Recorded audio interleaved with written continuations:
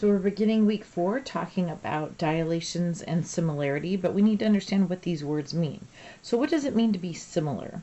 Similar are things that have the same shape but not the same size. Okay, so like you can have, okay, we'll do like a little circle. All circles are going to have the same shape, right? So they're similar. Okay, they're the same. They're both the same shape. I could do the same thing with a small square, a very large square. So if this is a 1 by 1 and this is a 5 by 5, this is 5 times larger. 5 times larger. Okay, a dilation is when an object either gets larger, an enlargement, or a reduction. And you might have heard the word dilate like with your eyeballs. Okay, your eyeballs.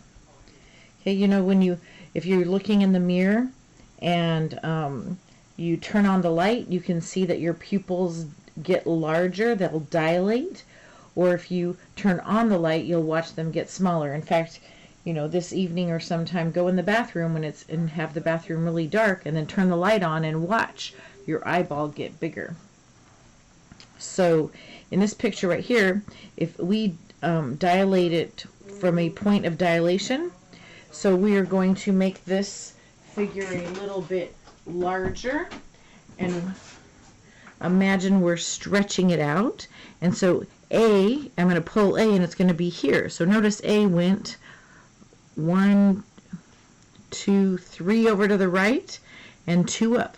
If I stretch it again, it's going to go another 1, 2, 3 over and 2 up, or 6 over and 4 up. And I want you to see,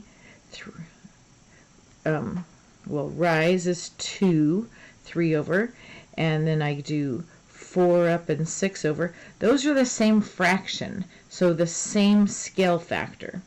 So if I were to enlarge this, if this A, if I move it to here and I go 3 over and 2 up, then this D, I'm going to go 1, 2, 3 over and 2 up. This B, I'm going to go 1, 2, 3 over and 2. Actually, I'm not going to do that. Sorry, let me do that again. From this point right here, I went 1, 2, 3 over and 1, 2 up. So from this point, this is my point of dilation, I went 1, 2 down and 1 over. So I'm going to go 1, 2 down and 1 over. So D is going to come up over here. This is D prime, like one motion. This is A prime. Okay. From this point right here, for my B, I went 2 up and 1 over. So from this point, I'm going to go 2 up and 1 over. Notice I'm extending this. It's like I'm pulling it out 2 times. And to find that spot, you're going to count. So for the C, I had to go 1, 2 over, 1, 2 down. So 1, 2 over, 1, 2 down. And this is my C prime, my B prime. And if I were to draw this out, do you see that my shape, I went to the wrong line right here. My shape is the same. But I'm twice as large. So basically from this point, I do it, if I pull it out once, twice, 3 times. So if I moved everything and made it 3 times larger, I would go 3 over, 2 up, 3 over, 2 up. Okay, so this would be A again 3 times. B, what did I do for B? From my center, I went 2 up and 1 over. So 2 up and 1 over. If I go 1, 2 up and 1 over again, this would be what the top one would look like. And it would come down. You can see how it's getting larger and larger. My graph doesn't go down to the bottom, so I'm just going to stop right there. That whole thing is a dilation. If we enlarge it, we use a scale factor. If I stretch it out twice from here to here, it's a scale factor of 2.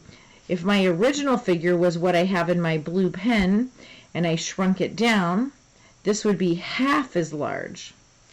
All right. So, An enlargement is where your scale factor, and scale factor is your k, is greater than 1, and your scale factor is less than 1 on a reduction. So half is large, 1/3 is large. Enlargement, 2 times as large, 3 times as large, 5 times as large. Okay, let's try plotting this point right here.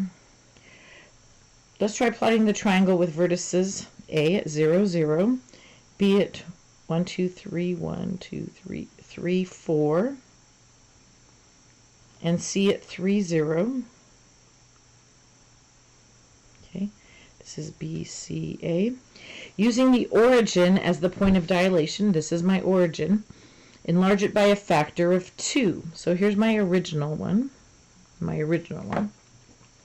use a different color. I'll use orange because it'll show up really good. Now, I'm going to pick a point. Now, from here, since this is my point of origin, using the origin as my point of dilation, since this is my point of dilation, I'm going to, this is at 0, 0. What is 0, 0 times 2? Well, it's still going to be 0, 0. So this does not get stretched at all. It stays at 0, 0. But notice this one over here is at 3, 0, or I went 1, 2, 3, and 0 up, so I'm going to stretch that out one time, 1, 2, 3 a second time. Or look at the point. That was 3, 0, and I'd multiplied that times 2, I would get 6, 0. And so this, my point, is right here at 6, 0. And then B, I went 3 over and 4 up. So if I did that once, this is 1 times, and 1 times something is its original figure. If I just stretch that again, 3 over and 4 up, and go 1, 2, 3 over, and 1, 2, 3, 4 up, I would be right here. B prime, C prime, and then A is on itself. So see, now this triangle is twice as large. And now this point right here, notice we took, let's see, this was point A, this was point C, this is point B. This was 3, 4, and I multiplied that by 2. I would get 3 times 2 is 6, 4 times 2 is 8. And look at this point right here. It's at 6, 8. So that's how I get the new points, how I get the new points. The question says, what are the side lengths of the original triangle? What are the side lengths of the original triangle? Well, this side length right here, from A to C, that length is 3. From C to B, this is C down there, C to B is 4. And then we have to figure out this length right here. This length, it's a right triangle, so I'm going to go A squared plus B squared equals C squared. To find the length of a diagonal line like this, or the hypotenuse of a right triangle, you can't just count 1, 2, 3, 4, 5, or whatever it is across the grid lines, because it doesn't line up perfectly. So you have to take the two sides, this is a 3 and this is a 4, and 3 squared plus 4 squared equals C squared. Apply the Pythagorean theorem. So this is 9 plus 16 equals C squared, 25 equals C squared, or C equals 5. Okay? Because what number squared is equal to 5. So this is 5. Now let's see, what are the side lengths of the enlarged triangle? Well, let's check it out. The enlarged triangle, we found AC is equal to 6. Notice that it went from 3 to 6. CB, this distance right here, starts at 0 and it goes up to 8. Oops, you probably want to see what I'm doing, don't you? Okay, A to C is 6, C to B is 0, goes up to 8.